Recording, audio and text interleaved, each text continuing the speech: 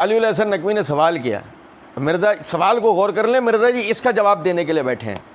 अच्छा, एक और बात भी की जाती है कि हज़रत हुसैन रज़ी अल्लाह तआला अन्हु के जो कत्ल का इल्ज़ाम यज़ीद पर, इब्न ज़ियाद पर, उमर इब्न साद पर, शिमर वगैरह पर थोप दिया जाता है, तो वो ये कहते हैं कि जी वो जो रिवायात हमें पता चल रही हैं कि हज़रत उम्मे सलमा सलामुल्लाह अलैहा से, और एक पता चल रही है अब्दुल्ला बिन उमर रज़ी अल्लाह तआला अन्हु से, तो उनको क्या प्रॉब्लम थी कि इन दोनों ने इराकी।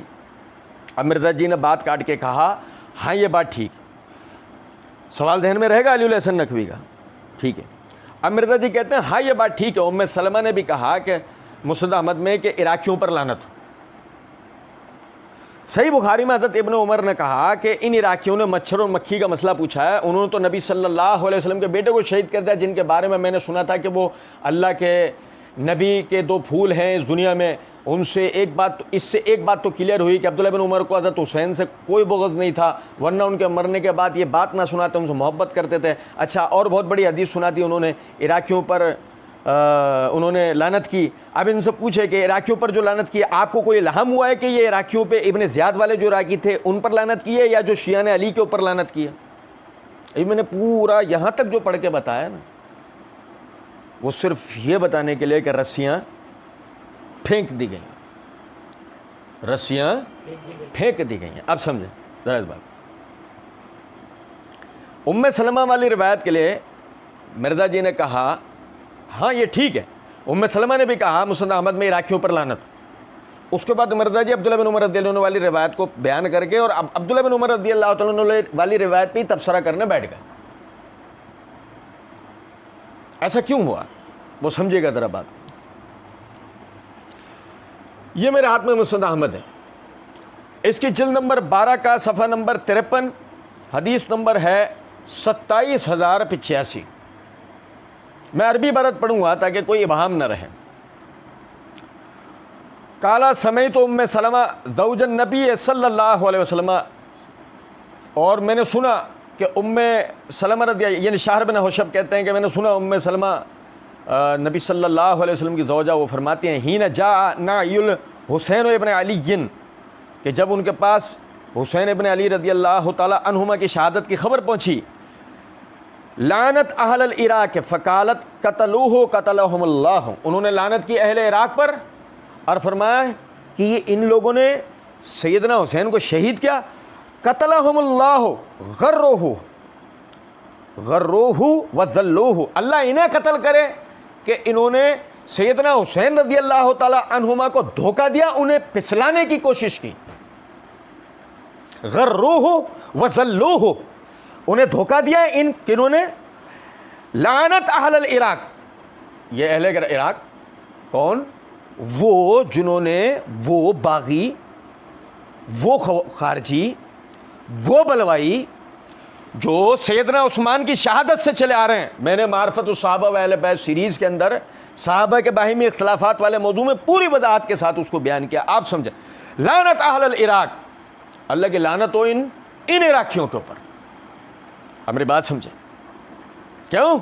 कतलूहु, इन्होंने हुसैन कतलहुमुल्लाहु गर्रुहु व ज़ल्लूहु, अल्लाह इनको कत्ल करे कि इन्होंने सैयदना हुसैन को धोखा दिया, उन्हें फिसलाया। किसको कह रही है उम्मे सलमा? उबैदुल्लाह इब्न ज़ियाद को, उमर इब्न साद को, शिमर ज़ुल जोशन को। मैं फिर दोहरा रहा हूँ अपनी बात, यजीद कातिल होगा, उमर इब्न साद कातिल होगा, शिमर ज़ुल जोशन कातिल होगा। भाई मेरे प्यारे, ये सारे कातिलीन होंगे, लेकिन उम्मे सलमा रज़ी अल्लाह ताला ने क्या फरमा रही हैं? अल्लाह की लानत हो कहने पर। सुनो, कतलूहु, इन्होंने शहीद किया, गर्रुहु व ज़ल्लूहु, इन्होंने धोखा दिया, इन्होंने फिसलाया। उबैदुल्लाह बिन ज़ियाद ने खुतूत लिखे थे, उबैदुल्लाह बिन ज़ियाद ने बुलवाया था, उमर इब्न साद ने बुलवाया था, शिमर ज़ुल जोशन ने बुलवाया था। आप समझें जरा इस बात को, मिर्ज़ा कितनी आराम से रिवायत को पी गया, क्योंकि अगर मिर्ज़ा इसको बयान कर देता तो सवाल करने वाला पूछ रहे, उम्मे सलमा कह रही है कि उन्होंने, अहले इराक ने धोखा दिया, उन्होंने फिसलाया, तो क्या ये लोग थे? ये लोग थे? मिर्ज़ा जी की मैयत उड़ जाती, इसलिए मिर्ज़ा जी ने फौरन क्या करा? पी गए।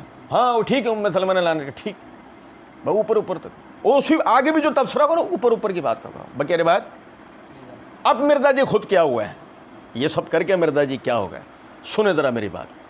मिर्ज़ा जी ने बड़े तमतरा के साथ इसी वीडियो के पार्ट 1 के अंदर ये बात कही थी, पूरी रिवायत पढ़ें तो इस तरह आधी रिवायतें पढ़ते हैं।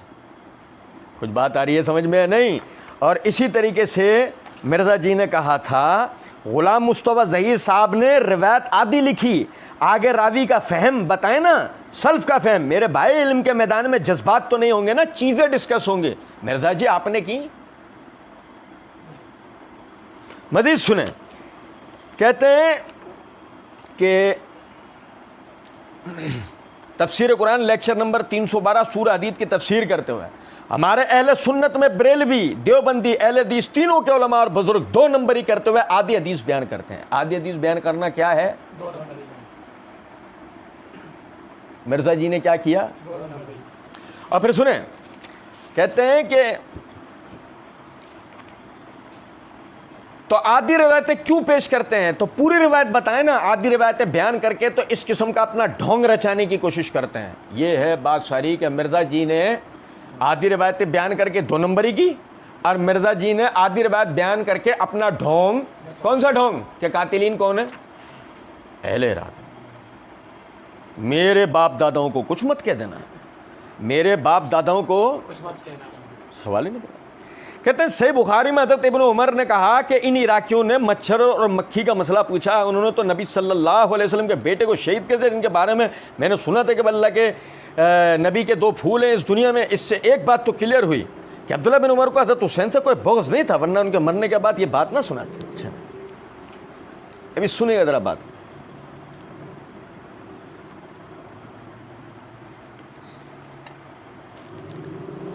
ये मेरे हाथ में सही बुखारी है, जल्द नंबर 5 का सफ़ा नंबर 161 है, किताब फ़ज़ाइल असहाब नबी सल्लल्लाहु अलैहि वसल्लम है। इसके इमाम बुखारी रहमतुल्लाह अलैह ने इसके ऊपर बाब कायम किया, बाब मनाक़िबिल हसन वल हुसैन, हदीस नंबर है 3753। अब्दुल्लाह बिन उमर रज़ियल्लाहु ताला अन्हुमा से किसी ने मुहर्रम के बारे में सवाल किया, हालत एहराम में शख्स, यानी शोभा कहते हैं कि मेरे ख्याल में उसने मसला ये पूछा था कि हालत एहराम में अगर कोई शख्स मक्खी मार दे तो उसे क्या कफ़ारा देना पड़ेगा। तो उस पर अब्दुल्लाह बिन उमर रज़ियल्लाहु ताला ने फरमाया, इराक़ के लोग मक्खी के बारे में सवाल करते हैं, जबकि यही लोग रसूलुल्लाह सल्लल्लाहु अलैहि वसल्लम के नवासे को कत्ल कर चुके हैं, जिनके बारे में नबी सल्लल्लाहु अलैहि वसल्लम ने फरमाया था ये दोनों दुनिया में मेरे 2 फूल हैं।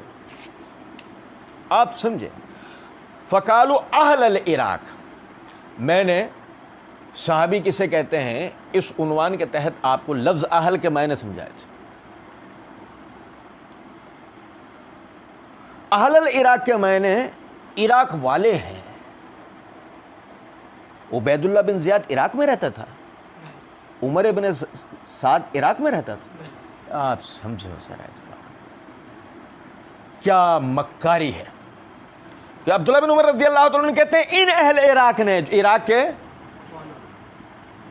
हुसैन रज़ियल्लाहु अन्हु को शहीद कर दिया। अरे मसला पूछ रहे हैं हालत एहराम में मक्खी के कफ़ारे का, नवासे रसूल को शहीद किया, वहाँ कफ़ारे का पूछा है कि उनका कफ़ारा क्या है। और भाई समझो ज़रा इस बात। अच्छा, यहाँ मैं एक लुत्फ़ की बात आपको बताता हूँ।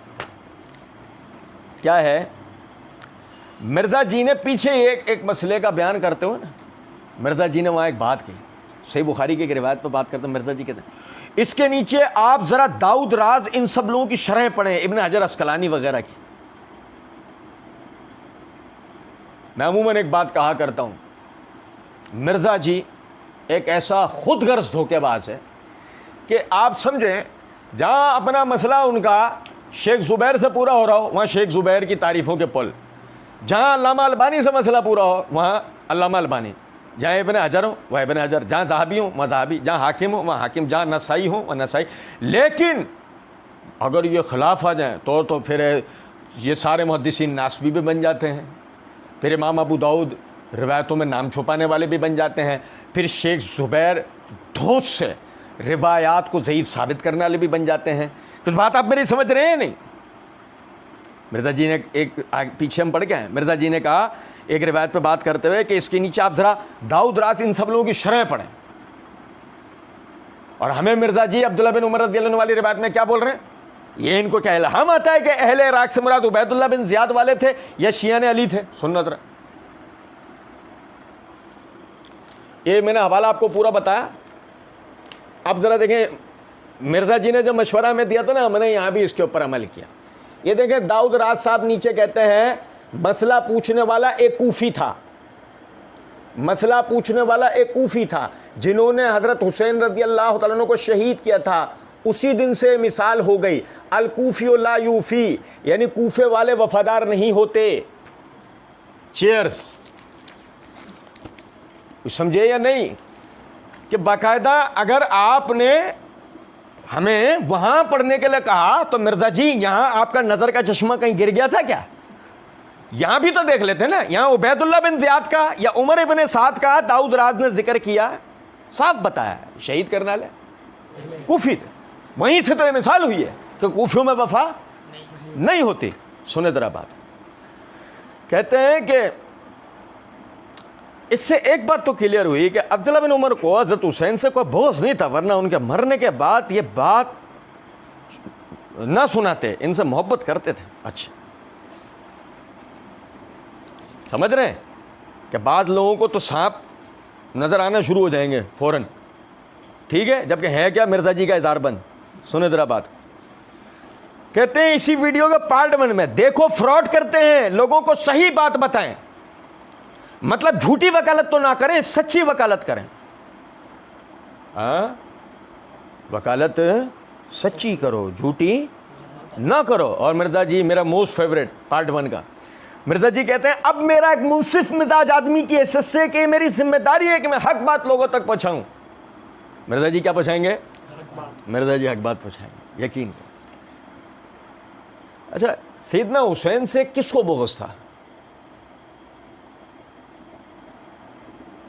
क्या यार समझ, मिन शर्रिल वसवासिल खन्नास अल्लज़ी युवस्विसु फी सुदूरिन नास मिनल जन्नत। इंसानों का खन्नास मिर्ज़ा मोहम्मद अली इंजीनियर। सुने, अपने लिए अपनी तारीफ में रतबुल लिसान है कि मुझे कहते हैं नन्ना मौदूदी अपने अल्फाज वापस लें, आप कहें मौदूदी से बड़ा फितना, बड़ा फितना। मिर्ज़ा जी जो आपने अपने लिए कहा बड़े फितने हो आप, बड़े फितने। आप समझें कि इससे एक बात तो क्लियर हुई, अब्दुल्ला बिन उमर को हज़रत हुसैन से कोई बोझ नहीं था। अच्छा, तो किसको था? कौन था? सैयदना हुसैन रज़ियल्लाहु ताला अन्हु से किसको बोगस था? साहबा में वो आदमी दिखा क्या यार? अल्लाह, तुम्हारे आबा व अजदाद को था, जब ही धोखे से बुलाकर शहीद किया।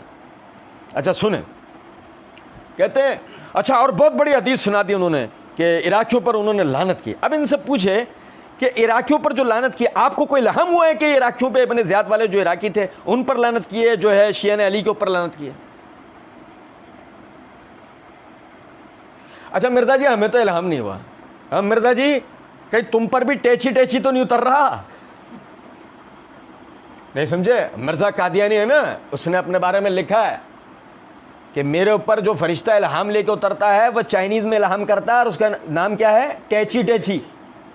तो वही टेची टेची मिर्ज़ा जी को तुम्हारे पास भी तो आने नहीं लग गया है। अब मेरी बात सुनो, कहते हैं कि जो लानत की है, यानी आपको कोई इल्हाम हुआ है? अच्छा जी, नहीं मिर्ज़ा जी हमें क्यों इल्हाम होगा, मैं ऐसे आदमी नहीं, क्या हमें इल्हाम?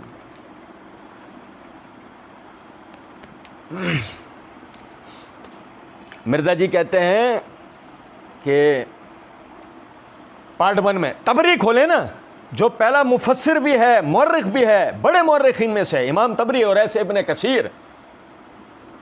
ये मेरे हाथ में तारीख़ तबरी है, इसकी ये जिल्द नंबर 4 का सफ़ा नंबर 227। आप समझें,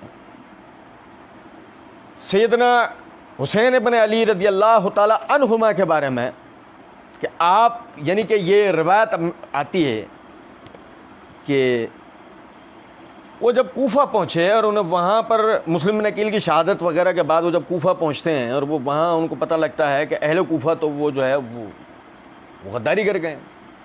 वो अपने बयान से मुकर गए। तो उन्होंने वहाँ खुतबा दिया, अल्लाह ताला की हम्द व सना बयान किया और फरमाया, ए लोगों, अल्लाह ताला से यानी अल्लाह ताला से और तुम सब लोगों से मैं एक उज़्र पेश करता हूँ कि जब तक तुम लोगों के ख़त और तुम्हारे पैगाम लाने वाले ये पैगाम लेकर मेरे पास नहीं आए कि आप आइए, हमारा कोई इमाम नहीं है, शायद आपके सबब से अल्लाह हम सब लोगों को हिदायत पर मुत्तफ़िक कर दे।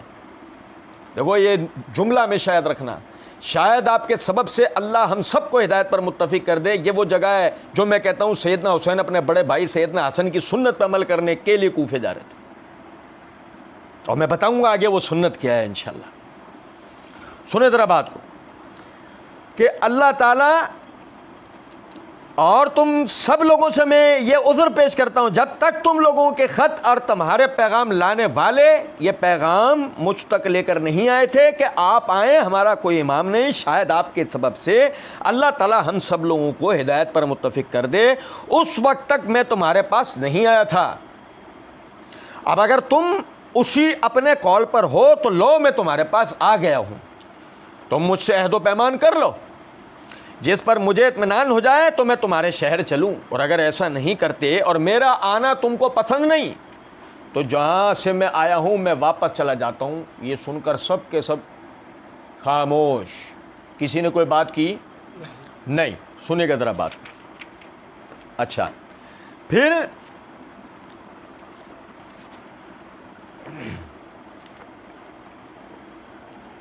ये देखें, एक ऐसी गवाही कि जिसको रद्द करने के लिए आपको कराइन की ज़रूरत है, शवाहिद की ज़रूरत है। मसलन आप देखें कि इस शहादत में अहले कूफा का हाथ है।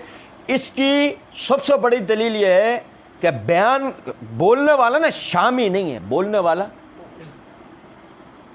मिर्ज़ा जी ने क्या कहा, क्या उठाओ, तबरी खोलो, इब्ने कसीर खोलो।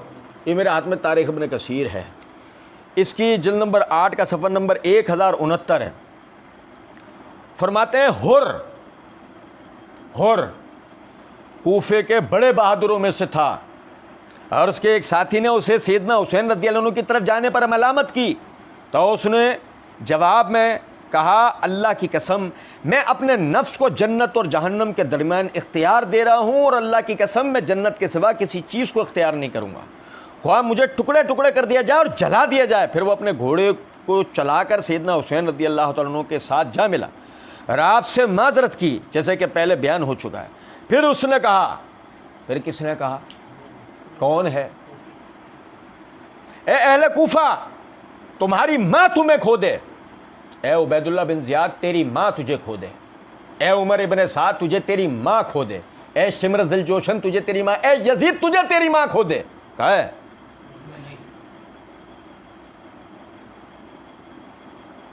मिर्ज़ा जी आप हमसे ना खो जाना, आप हमसे सुनो ज़रा बात। खोना वाला मामला बचपन में हो जाता तो ठीक था, अब नहीं हो जाए, अब तो बहुत कुछ आपका हमें फोड़ना है, सिर्फ भांडा ही नहीं। सुने ज़रा बात। कहते हैं ए अहले कूफा, तुम्हारी माँ तुम्हें खो दे, क्या तुम हज़रत हुसैन रज़ियल्लाहु तआला अन्हु को अपने पास बुलाते हो, और जब वो तुम्हारे पास आ जाते हैं तो तुम उन्हें बेयार व मददगार छोड़ देते हो? तुमने ख्याल किया कि तुमने उनकी हिफाजत, तुमने ये ख्याल किया तुम उनकी हिफाजत में अपनी जानें लड़ाओगे, फिर तुमने उन्हें शहीद करने के लिए उन पर हमला कर दिया, तुमने उनको शहीद करने के लिए उन पर हमला कर दिया, और तुमने उन्हें अल्लाह ताला की वसी व अरीज़ इलाकों में जाने से रोक दिया। 3 शराइत,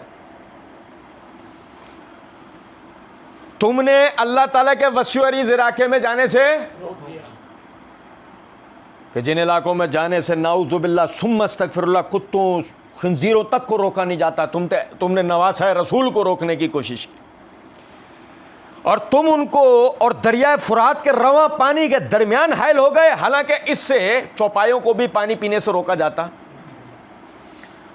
तुम मोहम्मद सल्लल्लाहु अलैहि वसल्लम के अहले बैत के बारे में बदतरीन हलीफ हो, और अगर तुम आज और इस घड़ी की पोजीशन से तौबा और रुजू ना करो तो अल्लाह ताला बड़ी प्यास के दिन तुम्हें सैराब ना करेगा। बस उनके प्यादों ने तीरों के साथ होर पर हमला कर दिया तो होर सैयदना हुसैन रज़ियल्लाहु अन्हु के पास आकर खड़े हो। सैयदना हुसैन रज़ियल्लाहु ताला अन्हु, सुनो जरा बात को, ये जो उम्मे सलमा और अब्दुल्लाह बिन उमर रज़ियल्लाहु ताला अन्हु ने लानत की, हमको इल्हाम नहीं हुआ मिर्ज़ा जी, हमारे पास सबूत है, हमें इल्हाम नहीं हुआ। लेकिन बात यह मिर्ज़ा जी, आपको सबूत देना पड़ेगा, ये हजरात कातिलीन हैं। सुने ज़रा मेरी बात और देखें, अगर अपनी सुनाऊं तो कोई कह सकता है कि तू नासबी है तो तूने अपनी सुनाई है। और सुनना यार ज़रा बात को, ये मेरे हाथ में जलाउल उजून है मुल्ला बाकर मजलिसी की। मैंने आपको सुन्नी रिवायात बताई, अब शिया रिवायत सुन लें। ये जलाउल उजून के सफ़ा नंबर 165 के ऊपर सैयदना हुसैन इब्न अली रज़ियल्लाहु ताला अन्हुमा का वही खुतबा जो मैंने आपको तारीख़ तबरी से पढ़ के सुना, मिन व अन, बिल्कुल जूं का तूं यहाँ मौजूद। ए लोगों, मैं तुम्हारी तरफ नहीं आया मगर जबकि मुतवातिर तुम्हारे खुतूत और तुम्हारे कासिद पे दर पे मेरे पास पहुँचे, तुमने लिखा कि आप हमारे पास तशरीफ़ लाइए कि हमारा इमाम व पेशवा कोई नहीं है। शायद अल्लाह हमको और आपको हक़ व हिदायत पर मुत्तफ़िक़ करे। अगर तुम अपने अहद व गुफ्तार पर बरकरार हो, मुझसे पैमान व अहद ताज़ा करके दिल मेरा मुतमईन करो, और अगर अपने गुफ्तार से फिर गए हो और अहद व पैमान को शिकस्ता कर दिया और मेरे आने से बेजार हो, मैं अपने वतन वापस चला जाता हूँ। उन मक्कारान व उज़रान बेवफ़ा ने कोई जवाब ना दिया। मिर्ज़ा जी, रिवायत भी आपको वो पढ़ के दी है जिस पे सुन्नी शिया किताबों का इत्तेफाक है, कोई इख्तिलाफ नहीं है।